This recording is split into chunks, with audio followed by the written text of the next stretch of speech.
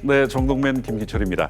저 개인적으로도 3년 전 들어간 코스피 200 레버리지 ETF가 어제 드디어 원금 회복을 했습니다.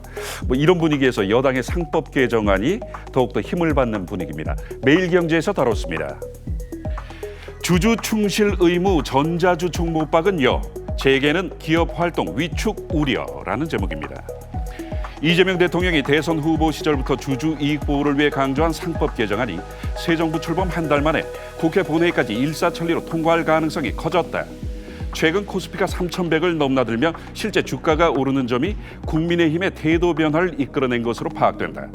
한 국민의힘 재선 의원은 주식 투자자가 1,500만 명을 넘는 상황에서 상법 개정을 한다니 주가가 오르는데 이걸 어떻게 반대할 수 있겠습니까? 라고 어려움을 토로했다. 국민의힘마저 이사의 충실 의무 확대에 공감하면서 재계에서는 당혹스러워하는 분위기가 읽힌다. 주요 대기업은 대외적으로 입장 표명을 자제하고 있지만 내부적으로는 금융자본이 산업자본을 쉽게 침공할 수 있는 계기를 마련해줬다는 불만이 나온다. 네, 트럼프 대통령 측이 대통령 재선에 멈추지 않고 이제는 아예 대통령직을 가업으로 이으려는 생각도 하는 것 같습니다. 조선일보 국제면에서 짚었습니다. 트럼프 정치 명문가 꿈꾸나 아들이여 며느리도 출마 시사입니다. 한편 트럼프의 둘째 아들이자 라라 트럼프의 남편인 에릭 트럼프도 트럼프 임기가 끝난 이후 대선 출마 가능성을 시사했다.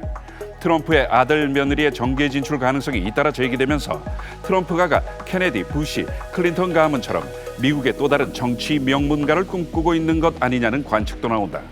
미국 정치사에는 가족 단위로 권력을 세습하거나 영향력을 행사해온 대표적인 정치 명문가들이 있다. 부시 가문은 조지 H.W. 부시 전 대통령에 이어 그의 아들 조지 W. 부시가 대통령에 올랐고 또 다른 아들 제 부시는 플로리다 주지사를 지냈다. 케네디 가문은 존 F. 케네디 전 대통령을 비롯해 여러 인물들이 정계 요직을 맡으며 미국의 왕가로 불려왔다. 네, 이어지는 조선일보 국제면입니다. 트럼프 대통령은 다른 나라들이 미국을 얼마나 버릇없이 대했는지를 보여주려 합니다면서 나는 일본을 매우 존중합니다. 하지만 그들은 엄청난 쌀 부족을 겪고 있는데도 우리의 쌀을 수입하지 않습니다. 라고 말했다. 그러면서 다시 말해 우리는 그냥 그들 일본에게 서한을 보낼 거예요. 라면서 앞으로도 수년간 그들을 무역 파트너로 두고 싶습니다. 라고 덧붙였다. 트럼프 대통령의 주장과 달리 일본은 미국산 쌀을 이미 상당량 수입하고 있다. 일본 정부는 무관세로 매년 쌀 77만 톤 정도를 수입하고 있으며 그중 미국산 쌀이 45%를 차지한다. 일본은 이번 관세 협상 과정에서 미국산 쌀 수입 확대를 카드로 검토하는 것으로 알려졌다. 네, 지난 정부에서 검찰주의부를 늘 강하게 비판했던 임은정 검사의 검사장 승진에 대해 조선일보가 짚었습니다.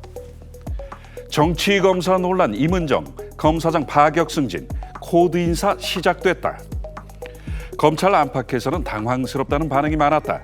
한 차장검사 출신 변호사는 임 검사장은 2018년 충주지청 부장검사 시절 기소 불기소나 구속영장 청구 여부에 대한 판단을 거의 하지 않았다는 평가가 많았어요. 라면서 성향을 떠나 검사 업무보다는 정작 본인이 정치검사라는 평가를 받던 인물인데 이번 인사는 황당할 따름입니다. 라고 했다. 2020년에는 검찰 내부망에 사건은 내팽개치고 회사, 검찰 욕하는 페이스북 글만 꼬박꼬박 쓰는 분이 인정받는 게 이게 정의로운 겁니까? 라는 후배 검사 글이 올라오기도 했다. 검사 본연의 일보다는 검찰 내부 고발자 같은 논란으로 유명했다는 것이다.